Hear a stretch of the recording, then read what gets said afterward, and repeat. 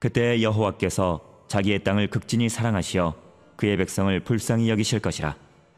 주 안에서 사랑하는 성도 여러분, 오늘 생명 양식의 본문인 요엘서 2장 18절에서 24절의 말씀은 하나님께로 돌이키는 자들을 향한 하나님의 진심이 선지자 요엘을 통해 전해집니다. 우리 함께 하나님의 진심을 읽어봅시다. 그때 여호와께서 자기의 땅을 극진히 사랑하시어 그의 백성을 불쌍히 여기실 것이라. 여호와께서 그들에게 응답하여 이르시기를 내가 너희에게 곡식과 새 포도주와 기름을 주리니 너희가 이로 말미암아 흡족하리라. 내가 다시는 너희가 나라들 가운데서 욕을 당하지 않게 할 것이며 내가 북쪽 군대를 너희에게서 멀리 떠나게 하여 메마르고 적막한 땅으로 쫓아내리니 그 앞에 부대는 동해로 그 뒤에 부대는 서해로 들어갈 것이라. 상한 냄새가 일어나고 악취가 오르리니 이는 큰 일을 행하였음이니라 하시리라. 땅이여 두려워하지 말고 기뻐하며 즐거워할지어다. 여호와께서 큰 일을 행하셨음이로다. 들 짐승들아 두려워하지 말지어다. 들의 풀이 싹이 나며 나무가 열매를 맺으며 무화과 나무와 포도나무가 다 힘을 내는도다. 시온의 자녀들아 너희는 너희 하나님 여호와로 말미암아 기뻐하며 즐거워할지어다.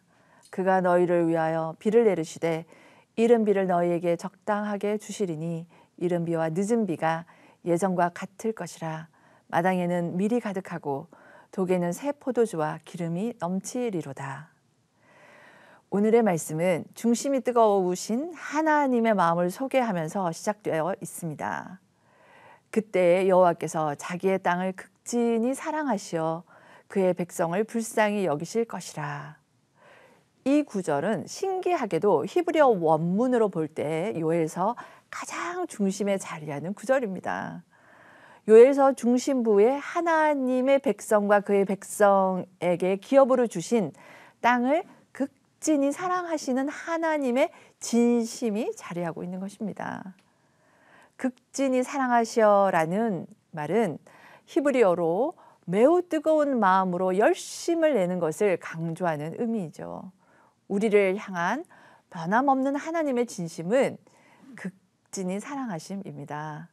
그리고 불쌍히 긍휼히 여기십니다. 이것이 하나님의 진심입니다. 그럼 언제 이 극진한 사랑이 발휘됩니까? 18절 시작은 그때에라고 기록하죠. 그때는 언제일까요? 앞선 요엘서 2장 12절에서 13절은 이렇게 말씀하세요. 여호와의 말씀에 너희는 이제라도 금식하고 울며 애통하고 마음을 다하여 내게로 돌아오라 하셨나니 너희는 옷을 찢지 말고 마음을 찢고 너희는 하나님 여호와께로 돌아올지어다. 그는 은혜로우시며 자비로우시며 노하기를 더디하시며 인애가 크시사 뜻을 돌이켜 재앙을 내리지 아니하시나니 라고 하십니다. 즉 마음을 다하여 하나님께로 돌아올 때 그때에 하나님의 극진한 사랑과 긍휼이 쏟아 부어집니다. 돌아온다는 것은 우리가 가고 있는 방향을 조정한다는 뜻입니다. 하던 일, 가던 길 멈추고 왔던 곳으로 다시 돌이킨다는 것을 의미하죠. 성도 여러분, 요즘 어떤 길을 걷고 계신지요? 우리가 가는 길이 혹이라도 하나님을 멀리하게 되는 나를 위한 나의 선택과 의지로 가는 길입니까? 오늘 주님께서는 우리로 하여금 우리의 걸음을 멈추고 걸음의 방향을 조정하여 하나님께 온 마음을 드리라고 말씀하세요. 어떤 이유에서라도 하나님께 드릴 마음과 정성을 다른 곳에 쏟았다면 이제부터 전심으로 하나님을 찾고 바랄 때입니다. 그때가 하나님의 극진한 사랑과 긍휼을 받을 때인 것입니다.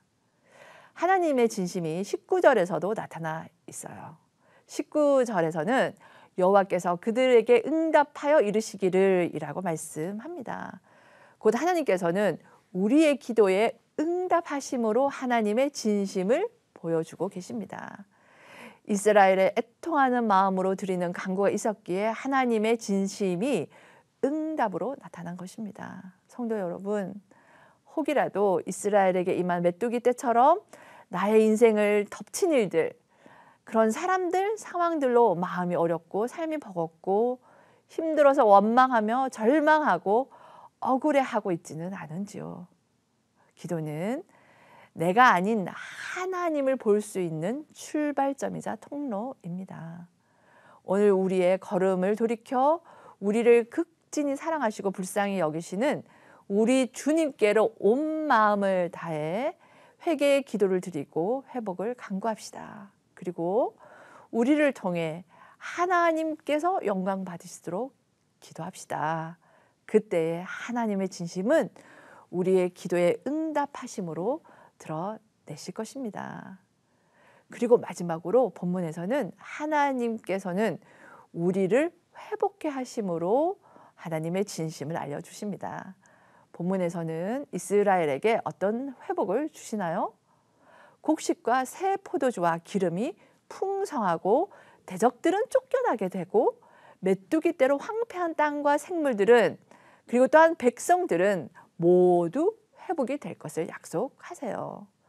곧 재앙은 그치고 자연 질서를 주관하시는 창조주 하나님께서 이른 비와 늦은 비를 내리심으로 하나님의 풍성을 백성들이 경험하며 그 안에 거하고 기뻐하게 될 것입니다. 여기에서 이른 비는 10월경에 내리는 비로소 파종의 시기에 굉장히 중요한 비이죠. 늦은 비는 3월의 추수를 앞둔 곡식들을 성숙시키는 중요한 비입니다. 하나님께서는 근데 갑자기 왜 비 내리시는 것을 말씀하실까요? 단순히 농사를 잘 지어서 너희 잘 먹고 잘 살아라 라고 말씀하시는 것이 아닙니다. 비는 축복을 상징하죠. 하나님과의 관계 회복을 말씀하시는 것입니다. 예전과 같을 것이라 라고 하세요. 하나님과 우리의 관계에서 예전이 어떠하였습니까? 기쁨과 즐거움으로 주님 앞에 나아가고 하나님의 말씀 듣기를 사모하고 예배를 향하여 가는 걸음이 설레고 기다려졌습니까? 성도의 교제로 위로와 힘을 얻었습니까? 우리가 무엇에 이 모든 것을 빼앗겼을까요? 이제 우리가 주께로 돌이킴으로 하나님의 극진한 사랑과 긍휼 앞으로 나아갈 때입니다. 때의 주권자이신 하나님께서 우리에게 이른 비와 늦은 비로 이전과 같이 회복하실 것입니다. 하나님께서 말씀하십니다. 시온의 자녀들아 너희는 너희 하나님 여호와로 말미암아 기뻐하며 즐거워할지어다. 아멘입니다. 예수 그리스도를 통해 전해진 하나님의 극진한 사랑과 긍휼이 우리에게 생명을 주심으로 임하였습니다. 오늘을 예수님과 함께 동행함으로 예수님으로 말미암아 기뻐하고 즐거워하시기를 소망합니다.